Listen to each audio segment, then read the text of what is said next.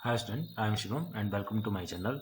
तो आज हम देखेंगे जो एक इम्पॉर्टेंट टॉपिक है। देखो हमारे पास रूट मीन स्क्वायर और सिंपली आरएमएस या effective value of alternating current. ठीक है, तो सबसे पहले तो देखो इसकी डेफिनेशन समझते हैं, फिर हम इस टॉपिक को करेंगे, इसके एक्सप्रेशन भी फाइंड आउट करेंगे। तो सबसे पहले डेफिनेशन में क्या बोला है, देखो ध्यान से देखना इसकी definition. It is defined as that steady current या it is defined as that steady current which produces the same amount of heat in a conductor in a certain time interval as produced by alternating current in the same conductor during the time period t, यानी कि full cycle. अब देखो मतलब क्या है इसका। तो जैसे आपको पता है कि अल्टरनेटिंग करंट चलती है, किस तरह से चलती है अल्टरनेटिंग करंट? एक साइन वेव की फॉर्म में, इस तरह से ये होती है ना हमारे पास अल्टरनेटिंग करंट, और ये होता है इसका फुल साइकिल। जैसे यहाँ टाइम अगर जीरो है तो ये हुआ टाइम इंटरवल टी, यानी कि एक कंप्लीट साइकिल के लिए इसने टाइम लिया इतना, ये आपका कंप्लीट साइकिल होता है। तो इसमें बोला है कि ये जो अल्टरनेटिंग करंट है अगर किसी कंडक्टर में फ्लो कर रही है जिसका रेजिस्टेंस आर है, तो जितनी उसमें हीट प्रोड्यूस करेगी, ठीक है, ये वाली करंट जितनी उसमें हीट प्रोड्यूस करेगी उतनी हीट अगर कोई स्टेडी करंट प्रोड्यूस करे तो फिर जो उस करंट की वैल्यू रहेगी, यानी कि मान लो एक कोई कंडक्टर ले लिया इस तरह से, एक कंडक्टर है जिसकी रेजिस्टेंस आर है, इसमें फिर कोई स्टेडी करंट हमने सप्लाई किए हुए हैं, ठीक है।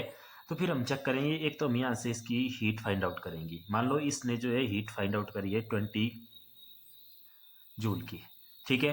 तो हम देखेंगे कि इसके लिए भी 20 नहीं 50 जूल की, तो इसके लिए भी 50 जूल जो है कितनी करंट, उसके लिए कितनी करंट रिक्वायर्ड रहेगी, उस करंट को बोलेंगे हम R M S value of current, ठीक है। तो देखो एक्सप्रेशन कैसे फाइंड आउट करेंगे हम, इसमें कुछ नहीं है। इसमें स्टार्टिंग में सबसे पहले हम यहाँ पे लेट कर लेंगे, क्योंकि आर एम एस निकालना है ना हमें, कि let I R M S be the R M S value of alternating current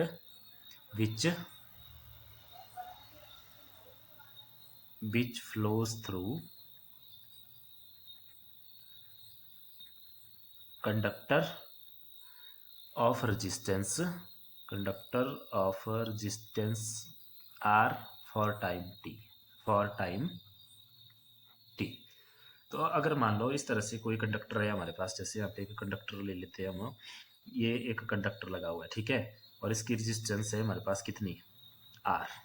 इसमें से कोई करंट ले लिया हमने, एक स्टेडी करंट, और उसको बोल दिया हमें कि ये I R M S value होगी, जैसा कि डेफिनेशन में लिखा हुआ है।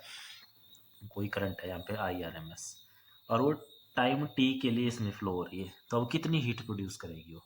तो हीट का फार्मूला आपको देखो पता है, ओम्स लॉ से हीट उस टाइम हमने पढ़ा था कि H is equal to I square R T. तो अगर हम इससे, तो let I R M S be the R M S value of A C which flows through conductor of resistance R for time T. तो therefore heat produced कितनी heat produced करेगी, H is equal to I, कौन सा current की बात कर रहे हैं हम, आर एम एस, तो I R M S square और आगे आर इंटू टी इतनी हीट प्रोड्यूस करेगी। ये आगे क्वेश्चन नंबर 1।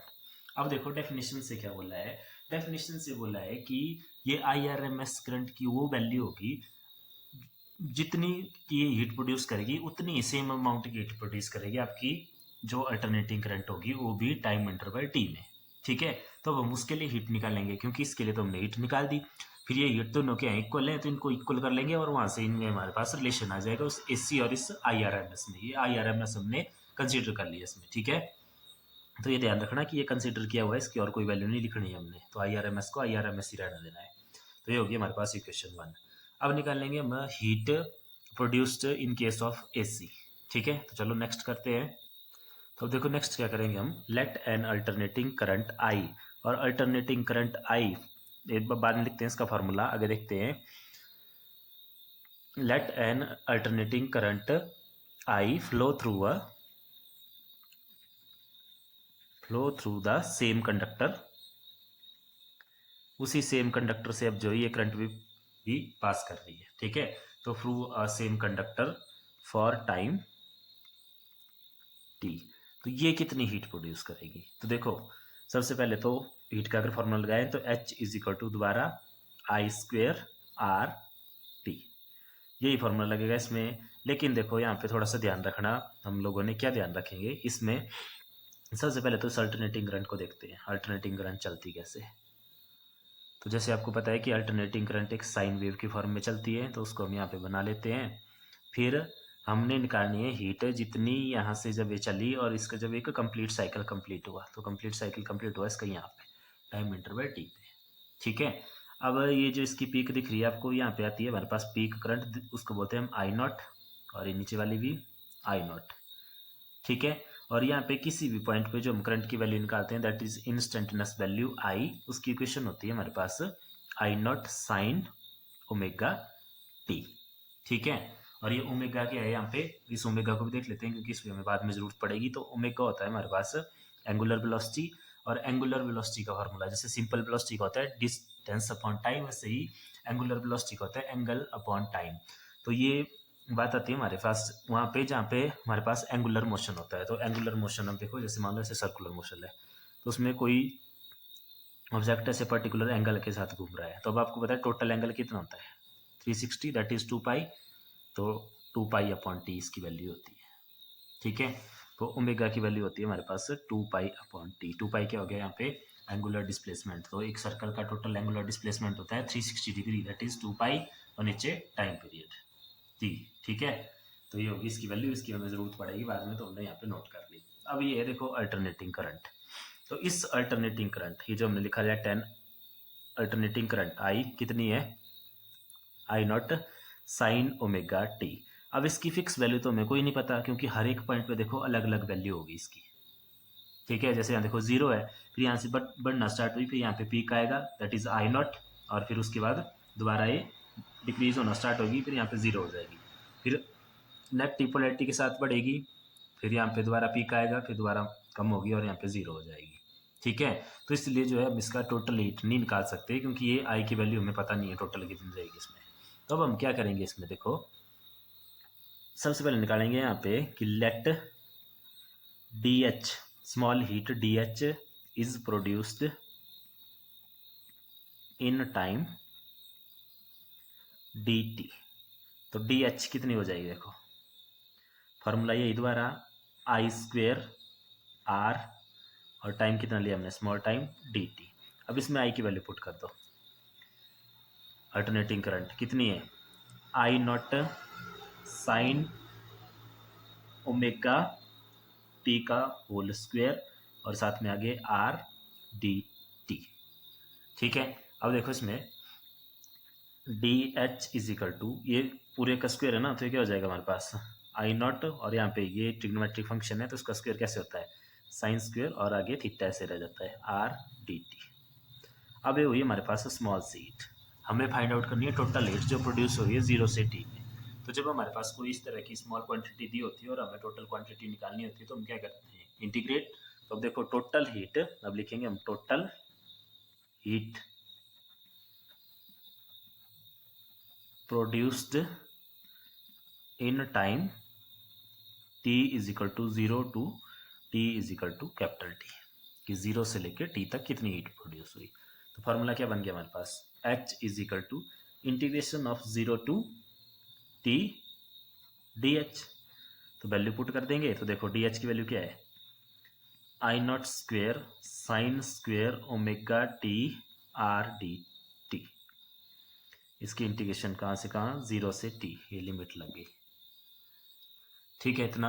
अब देखो नेक्स्ट करते हैं इसको, देखो तो इंटीग्रेशन जब भी हम करते हैं तो जो हमारे पास कांस्टेंट वैल्यू होती है उनको हम बाहर ले लेते हैं। तो देखो कांस्टेंट वैल्यू यहाँ पे आई नॉट, क्योंकि इस अल्टरनेटिंग करंट के लिए जो पीक रहेगा वो तो एक पॉइंट पे ही रहेगा, तो मैक्सिमम वैल्यू होगी उसकी और साथ में कांस्टेंट भी होगी, क्योंकि इस साइकिल के लिए आई नॉट एक वैल्यू आएगी जो भी आएगी। ठीक है, तो आई नॉट कांस्टेंट हो गया। अब ये सेम ही कंडक्टर की बात हो रही है, पूरे साइकिल के लिए वही कंडक्टर रहेगा तो उसमें रेजिस्टेंस की वैल्यू भी कांस्टेंट होगी, जितनी उसकी रेजिस्टेंस है उतनी ही रहेगी, कम ज़्यादा नहीं होगी। तो ये दोनों क्या हो गया हमारे पास कांस्टेंट फंक्शन, तो इनको हमने बाहर ले लिया, आई नॉट स्क्वायर भी बाहर आ गया, आर भी हमारे पास बाहर आ गया। इंटीग्रेशन में बच गया हमारे पास 0 टू टी, यहाँ से देखो साइन स्क्वेयर ओमेगा टी, और यहाँ से रह गया हमारे पास डी टी। ठीक है इतना। अब इसके बाद आगे देखते हैं नेक्स्ट, तो मैं इस इक्वेशन को नेक्स्ट पेज पे लिखता हूँ। तो देखो इक्वेशन आई अब हमारे पास H is equal to I not square R, और integration 0 to T sine square omega T D T. तो अब देखो इंटीग्रेशन करनी है मैं यहाँ पे किसकी, integration of sine square omega T, यानी कि सिंपल अगर हम इसको कंपेयर करें मतलब साइन स्क्वेयर थीटा की। लेकिन इस तरह के इंटीग्रेशन यानी कि साइन स्क्वेयर थीटा के लिए हमने कोई फॉर्मूला नहीं पढ़ा है इंटीग्रेशन में, ठीक है। तो इसमें सबसे पहले हम साइन स्क्वेयर थीटा को चेंज करेंगे। तो साइन स्क्वेयर थीटा का फॉर्मूला होता है हमारे पास 1 माइनस कॉस 2 थीटा अपॉन 2। तो अगर इस फॉर्मूले को हम इसमें यूज़ करें तो देखो हमारे पास साइन स्क्वेयर थीटा ना होके हमारे पास है साइन स्क्वेयर थीटा की जगह हमारे पास ओमेगा टी। तो फॉर्मूला क्या बन जाएगा, 1 का 1 आगे कॉस ऑफ 2 थीटा, थीटा की जगह हमारे पास ओमेगा 2, तो 2 ओमेगा टी डिवाइड बाई 2, ठीक है, क्लियर। तो इसको हम यहाँ लिख लेंगे। तो यह आ गया हमारे पास I not square R integration 0 to T, इसकी जगह क्या आया साइन स्क्वेयर ओमेगा की जगह 1 minus cos of 2 omega T upon 2 और बार से ये डी टी। अब देखो यहाँ पे क्या हो रहा है, ये 2 जो है इन दोनों फंक्शन के साथ है, तो एक तो इस 2 को हम कॉमन कर सकते हैं, यहाँ से बाहर निकाल सकते हैं। क्यों, क्योंकि कांस्टेंट है, इंटीग्रेशन हमने इसकी करनी नहीं है, तो इसको हम बाहर ले आएंगे। तो देखो इसको बाहर ले आओ तो ये क्या हो गया आई नॉट स्क्वेयर आर, इसको बाहर ले आओ इधर, ये हो गया नीचे 2 एच, और आगे इंटीग्रेशन 0 टू टी, किसकी इंटीग्रेशन रहेगी 1 minus cos of 2 omega T D T. अब यहाँ पे भी देखो ये इंटीग्रेशन हो रही है इन दोनों फंक्शन की, दोनों फंक्शन के साथ डी टी भी और इंटीग्रेशन भी दोनों फंक्शन के साथ लगी हुई। तो हम क्या करते हैं, इनको अलग अलग कर लेते हैं पहले, तो कर दो इनको अलग अलग। तो ये आ गया हमारे पास I not square R upon 2, एक बार integration 0 to T 1 of D T, और एक बार minus of integration of 0 to T cos of 2 omega T D T.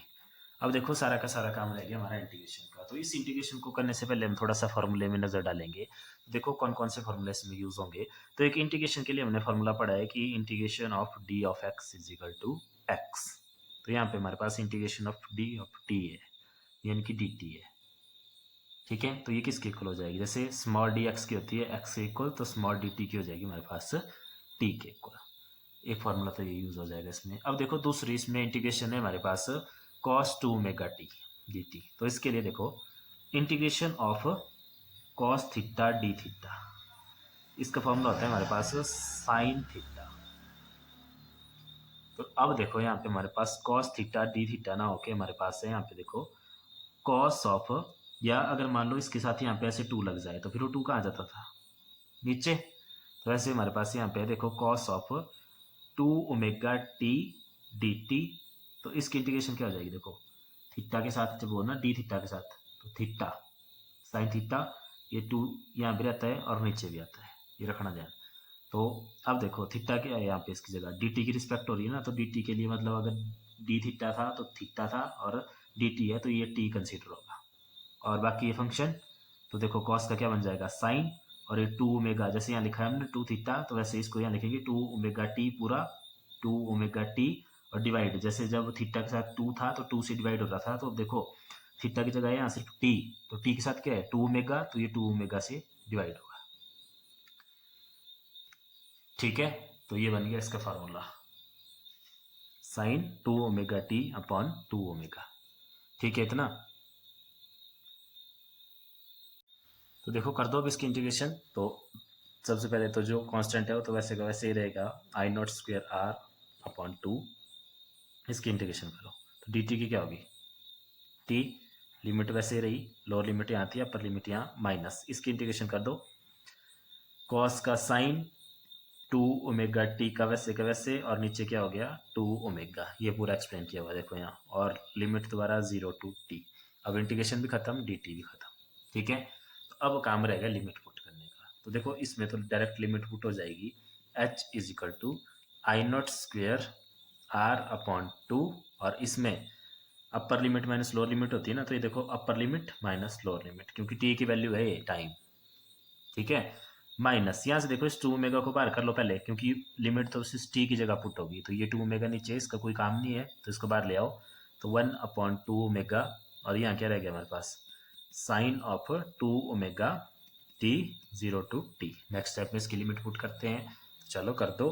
तो H is equal to I not square R upon 2, T minus zero कितना हो गया T, और minus 1 upon 2 omega, अब इसकी देखो लिमिट पुट कर दो यहाँ पे, तो sine of 2 omega T upper limit minus lower limit जब पुट करेंगे इसमें तो देखो ये क्या हो जाएगा, साइन ऑफ 2 ओमेगा इंटू 0। इतना ठीक है।